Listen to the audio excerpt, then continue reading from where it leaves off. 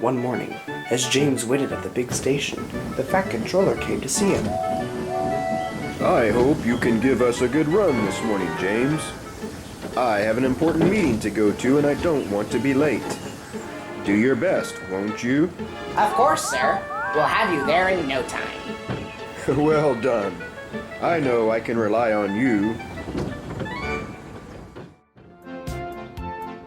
On every passenger train, there is something called an emergency cord.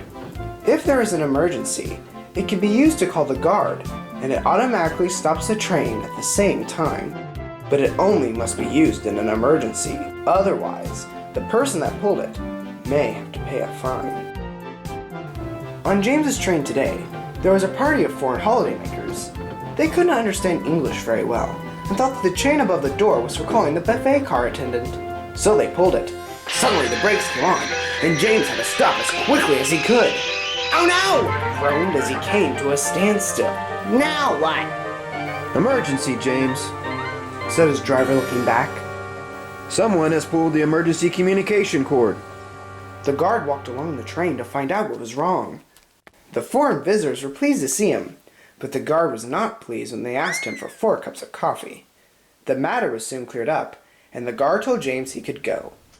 But when he tried to start, he found that he couldn't. The sudden action of the brakes had locked them solid, and James couldn't move an inch. What was worse, the train had stopped right across the level crossing, and by now there was long queues of cars on both sides, waiting to get over the railway. James was overcome with embarrassment, but he couldn't do anything about it. The Fat Controller came, and the motorists all told him what a nuisance the railway was. "I'm sorry, sir." Not your fault, James. But I don't know how I'm going to reach my meeting. James didn't either. Then, a flash of color on the traffic queue caught his eye. Is that Birdie waiting? Maybe he could turn around and... In a flash, James's fireman was running down the road.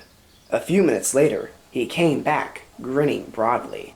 "No problem, sir," he said to the Fat Controller. "He's trying to reach the same place as you. He says he'll be happy to take you when he's turned." It was another hour before a fitter came to mend the brakes, and longer still before James could get his train moving.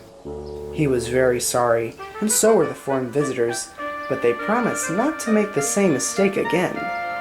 James felt certain